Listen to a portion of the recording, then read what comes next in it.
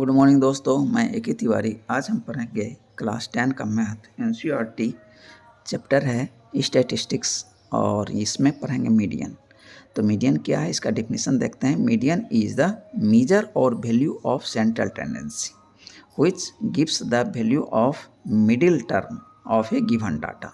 तो ये मीडियन जो होता है, जो डाटा दिया हुआ है उसका मिडिल टर्म होता है। When the data is arranged, लेकिन डाटा अरेंज्ड होना चाहिए किस में, असेंडिंग ऑर्डर में चाहे डिसेंडिंग ऑर्डर में। ठीक है, यहाँ एक एग्जांपल लेके देखते हैं। मान लेते हैं डाटा एक है 5, 6, 4, 3 एंड 8। ठीक है, तो इसका मिडिल टर्म कौन सा होगा, तो हम इसको अरेंज कर लेते हैं पहले असेंडिंग ऑर्डर में। तो 3, 4, 5, 6 और 8, तो इसका मिडिल टर्म खोजते हैं। तो आगे से 2 टर्म छोड़ते हैं, पीछे से 2 टर्म छोड़ देते हैं, तो बीच में एक टर्म 5 बच जाता है। तो यही इसका क्या है, मीडियन है। तो इसको निकालने का तरीका क्या है, here number of terms is odd that is n equal to 5। तो दोस्तों ध्यान रखना है कि नंबर ऑफ टर्म जो है बहुत बड़ा रोल अदा करता है। ऑड रहेगा तो निकालना आसान है, इवन रहेगा तो थोड़ा दिक्कत है। तो वो भी दोनों ही बता रहा हूँ। तो पहले देख लेते हैं, ये टर्म जो है ऑड है। ठीक है, तो जब ऑड रहेगा तो हो जाएगा मीडियन बी n+1/2th टर्म। ठीक है, यानी यहाँ पे कितना n था, 5 था, तो 5+1/2th टर्म यानी थर्ड टर्म। तो यहाँ पे काउंट कर लेंगे 1, 2, 3, तो थर्ड टर्म ये 5, तो थर्ड टर्म क्या हो जाएगा, मीडियन हो जाएगा इक्वल टू 5। अब इस डाटा को हम रिवर्स ऑर्डर में अरेंज करते हैं यानी डिसेंडिंग ऑर्डर में। तो क्या हो जाएगा 8, 6, 5, 4 एंड 3। तो अब इसका भी निकालेंगे, मीडियन कौन सा होगा, n+1/2th टर्म। तो हो जाएगा 5+1/2th यानी थर्ड टर्म। तो here third term is also 5। अब 1, 2, 3 देखिए थर्ड टर्म क्या है, फिर 5 आ गया। तो असेंडिंग ऑर्डर में लिखा है चाहे डिसेंडिंग ऑर्डर में लिखा, कोई अंतर नहीं पड़ता। Here third term is also 5, तो मीडियन क्या आ जाएगा, 5। तो दोस्तों असेंडिंग और डिसेंडिंग वाला समझ गए, कोई इफेक्ट नहीं डालेगा। अब समझते हैं कि नंबर ऑफ टर्म्स जो है यहाँ पे ऑड था, तो ऑड के लिए फार्मूला क्या बना, n+1/2th टर्म। अब जब n क्या हो, इवन हो, जब इवन हो तब क्या होगा अब पहले एक एग्जाम्पल देख लेते हैं तो उसे समझ जाएंगे। तो find the median of 12, 7, 10, 15, 6, 4, 8 and 10 and 16। ठीक है, तो यहाँ पे नंबर ऑफ टर्म्स गिनते हैं 1, 2, 3, 4, 5, 6, 7, 8। तो यहाँ पे 8 टर्म है जो कि इवन है। तो पहले तो हम इसको असेंडिंग या डिसेंडिंग ऑर्डर में लिखेंगे। तो मैं इसको पहले असेंडिंग ऑर्डर में लिख लिया, तो हो गया 4, 6, 7, 8, 10, 12, 15 और 16। तो n कितना है, 8। ठीक है, तो मिडिल टर्म इसमें पहले ऐसे मौखिक खोजने का प्रयास करते हैं। आगे से 2 टर्म छोड़ें, पीछे से भी 2 टर्म छोड़ दें ताकि इसका बीच वाला टर्म हम खोज पाएँ। फिर आगे से एक टर्म और छोड़ा, पीछे से एक टर्म फिर छोड़ दिया, अब बीच में 2 टर्म बच गया 8 और 10। तो ये जो 8 और 10 हुआ, 8 लेंगे तो भी गलत हो जाएगा, 10 लेंगे तो भी गलत हो जाएगा, जो कि इसका मिडिल हमको निकालना है, इस डाटा का मिडिल पॉइंट। तो 8 और 10 ये दोनों के बीच का होगा, तो हम क्या करेंगे, इस दोनों को ऐड करेंगे। तो 8 + 10 18 / 2 9, यानी ना ही 8 होगा ना ही 10 होगा, इसका बीच जो आएगा 9 वो होगा। तो इसका आंसर आएगा 9। तो अब इसको कैसे निकालते हैं वो देख लेते हैं। Since number of terms n = 8 which is even. ठीक है, मीडियन क्या हो जाएगा, n/2th term plus n/2 + 1th term divided by 2। ठीक है, यानी n/2th टर्म खोजेंगे पहला, उसके बाद n/2th प्लस 1 टर्म खोजेंगे, यानी यहाँ पे टोटल है 8। 8 डिवाइडेड बाई 2 कितना हो जाएगा 4। तो पहले फोर्थ टर्म खोजेंगे, 1 2 3 फोर्थ टर्म 8 प्लस अब क्या करेंगे फोर्थ टर्म के आगे वाला टर्म 4 प्लस 1th टर्म यानी फिफ्थ टर्म। तो यहाँ फिफ्थ टर्म कौन सा है 10, 1 2 3 4 और ये 5 यानी फोर्थ टर्म और फिफ्थ टर्म इस दोनों का एवरेज निकालना है, डिवाइडेड बाय 2 है। तो 8 प्लस 10 डिवाइडेड बाय 2 यानी 9। तो दोस्तों पता चल गया आपको कि जब इवन रहेगा तब हम कैसे निकालेंगे, जब ऑड रहेगा तब कैसे निकलेगा। तो ये दो चीज़ समझ गए। अब आगे बढ़ते हैं। Note whether the given terms are arranged in ascending और descending order, the value of median always remain the same. कहता है कि यदि डाटा को हम अरेंज करें असेंडिंग ऑर्डर में चाहे डिसेंडिंग ऑर्डर में, मीडियन हमेशा सेम ही होगा। अब देखते हैं कि मीडियन ऑफ टेबुलेटेड ऑब्जर्वेशंस और डाटा। अब यदि मीडियन क्या हो टेबुलेटेड हो तब कैसे निकलेगा। मार्क्स ऑब्टेंड ये हो गया रो और नंबर ऑफ स्टूडेंट्स ये रो हो गया, ठीक है। अब 20 मार्क्स पाने वाले 6 स्टूडेंट, 29 मार्क्स पाने वाले 28 स्टूडेंट्स, अब 29 मार्क्स पाने वाले 24 स्टूडेंट्स, 33 मार्क्स पाने वाले 15 स्टूडेंट्स। इस तरह से कितना मार्क्स है और उसके कॉरस्पॉन्डिंग नंबर ऑफ स्टूडेंट दिया हुआ है। लेकिन ये देखिए दोस्तों ये अभी अरेंज नहीं है, तो हम इसको क्या करेंगे अरेंज कर देंगे पहले। तो ये देखिए 25 इधर है जो कि 20 के बाद आएगा और 29 के पहले आएगा, लेकिन 29 के भी पहले 28 आ जाएगा। इस तरह से हमको पहले सजाना है।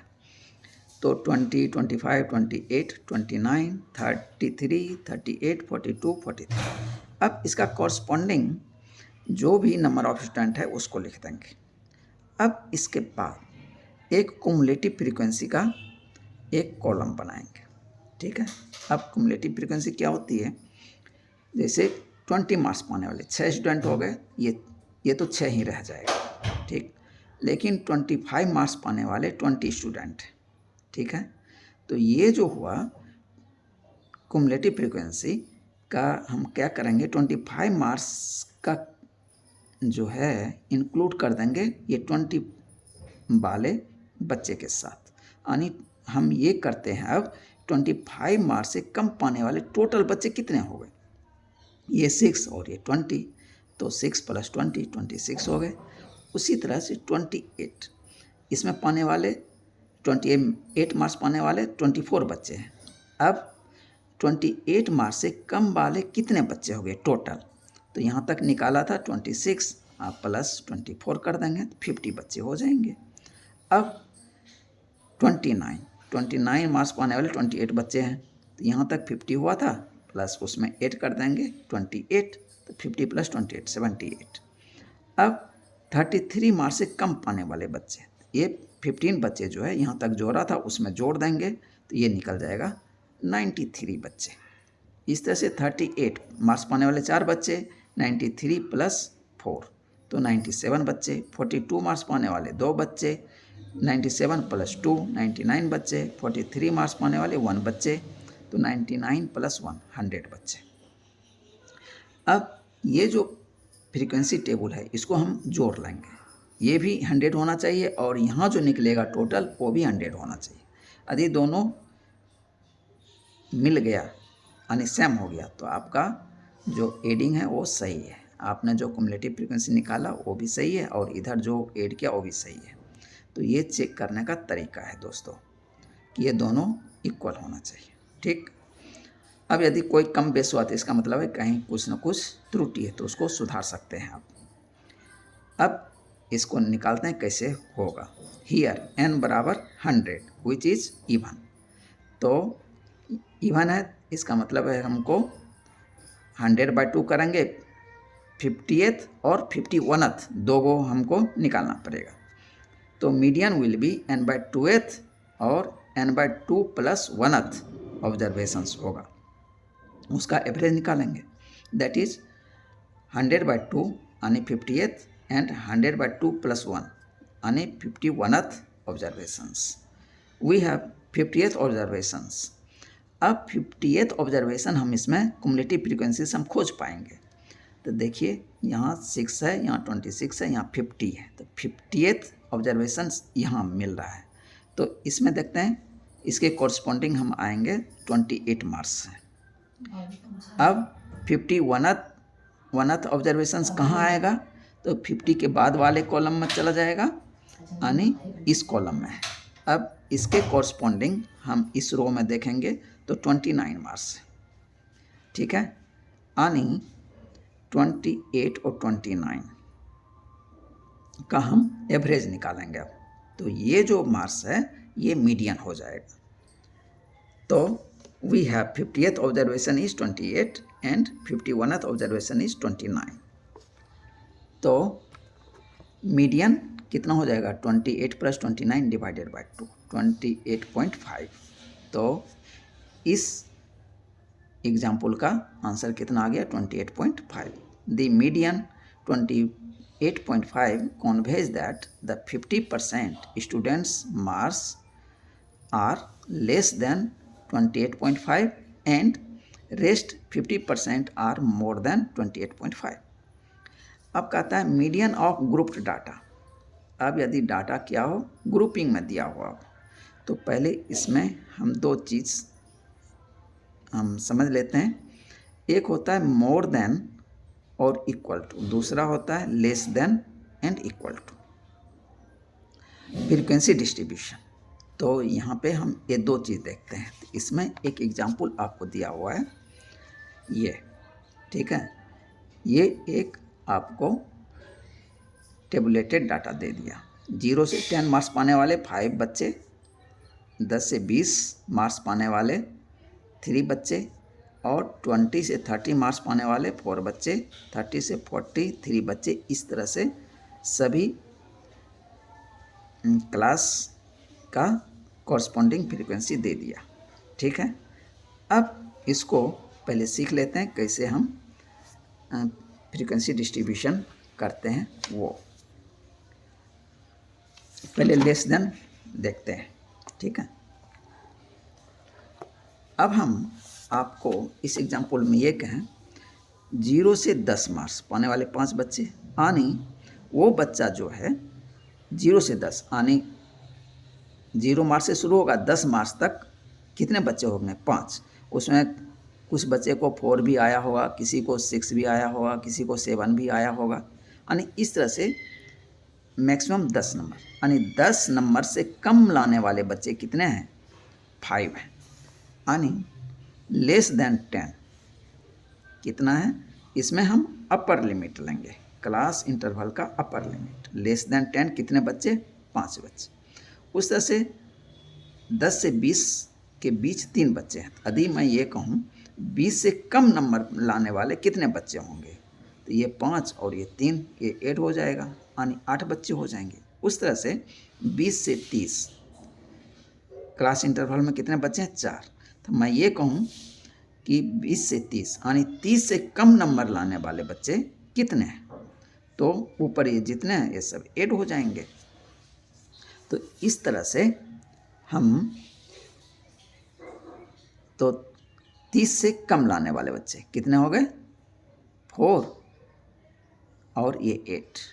ऊपर में जितना फ्रीक्वेंसी था सबको जोड़ देंगे तो 12 हो जाएगा। उस तरह से 40 से कम लाने वाले बच्चे, तो आपको लेस देन ये देखिए यहाँ पे सिखाया है, ठीक है। यही चीज़ हम आपको सिखा रहे हैं।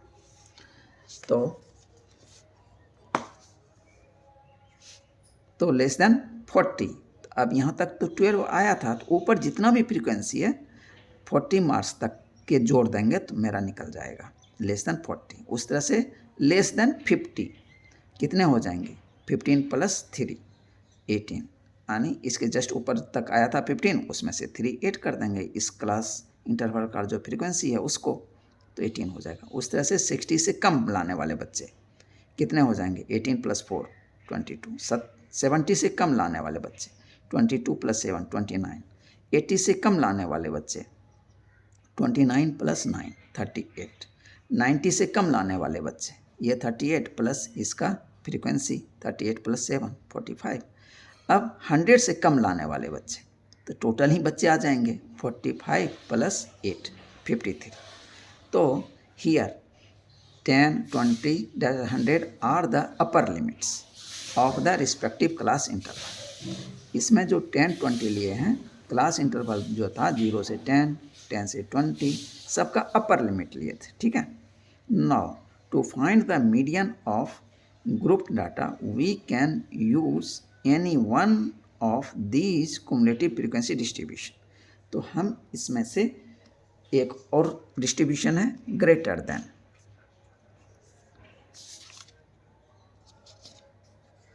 ठीक है। तो ग्रेटर देन वाला उसको समझते हैं। एग्जाम्पल सेम है।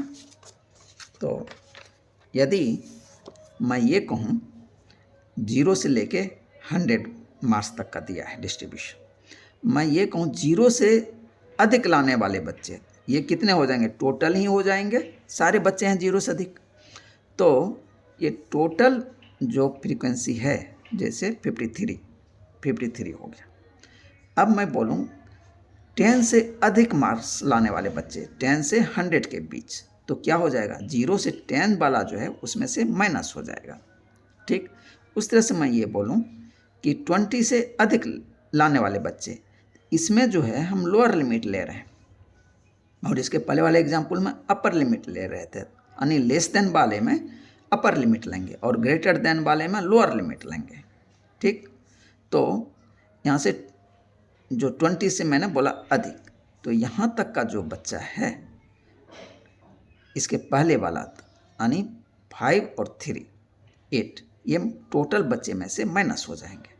इस तरह से हम ग्रेटर देन या मोर देन वाला फ्रीक्वेंसी डिस्ट्रीब्यूशन निकालते हैं। The cumulative frequency distribution of the more than type, ठीक है। मोर देन और इक्वल टू 0, तो टोटल बच्चे हो जाएंगे 53। मोर देन और इक्वल टू 10, 53 - 5 48।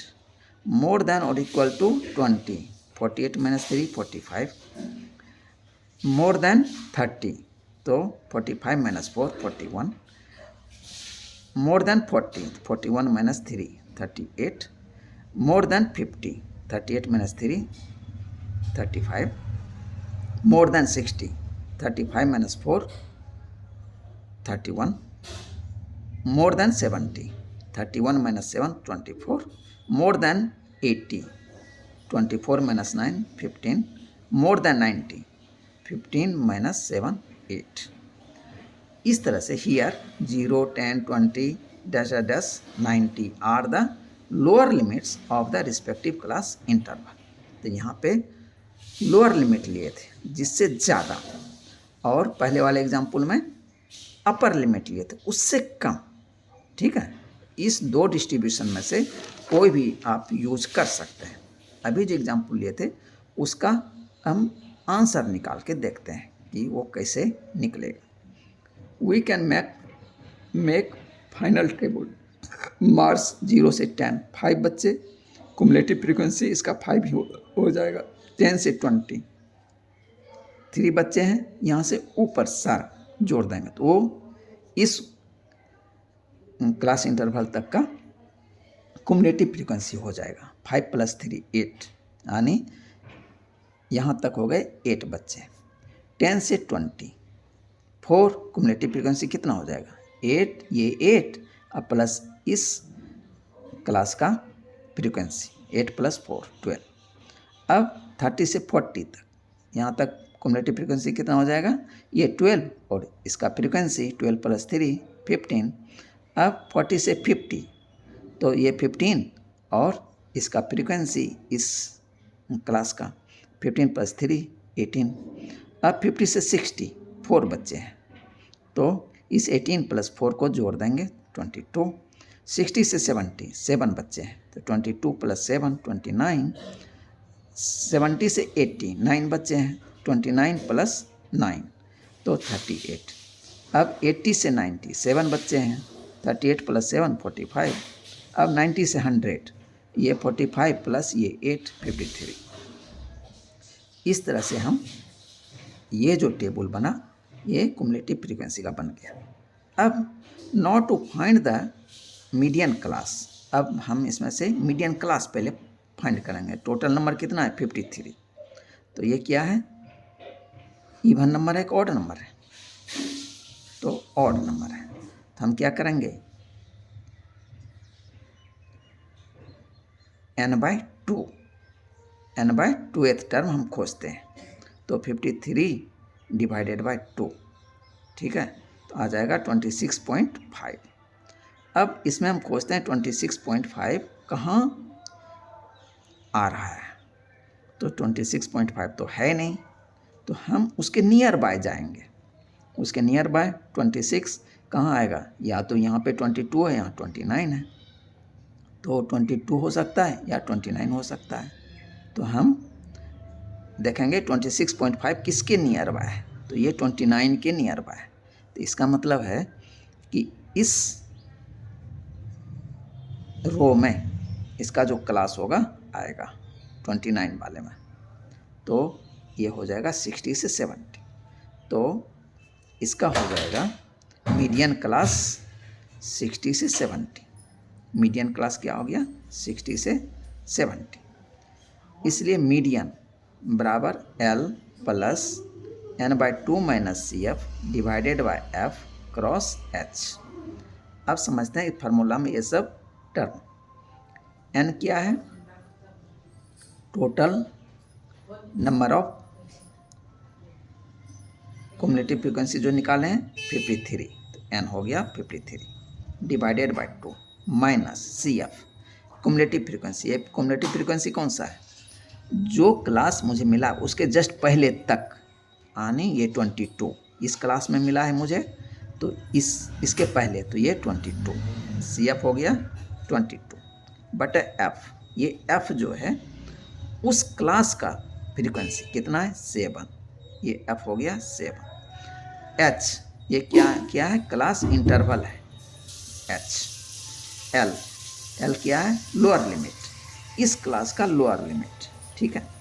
अब यदि हम अपर लिमिट लेते हैं तो 70 तब यहाँ लेना पड़ेगा 70, तब ये जो प्लस है प्लस नहीं करके माइनस करेंगे, ठीक है।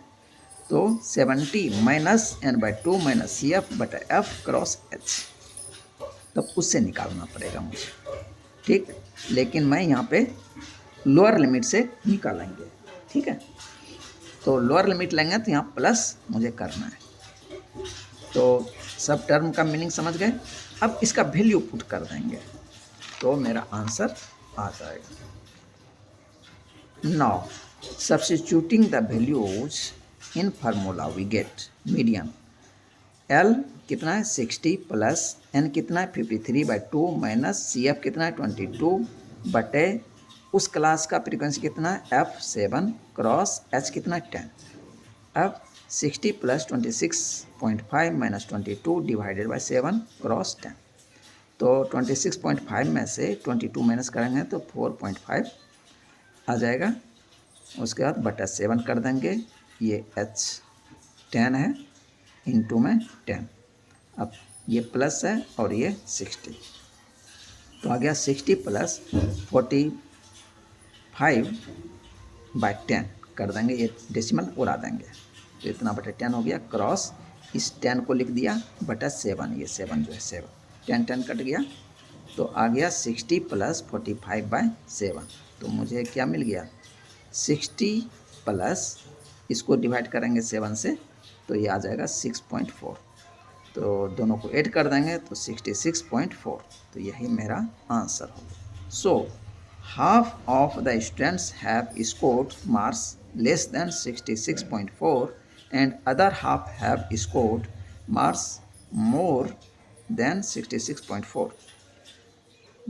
दोस्तों अब यहाँ तक आप समझ गए हैं, तो अब फाइनल में एक रिलेशन आता है मीन मीडियन मोड, तीनों में क्या रिलेशन है, तो इसका फार्मूला बनता है 3 median equal to mode plus 2 mean, इसको पलट के भी लिख सकते हैं, तो 2 मीन प्लस मोड, ठीक है।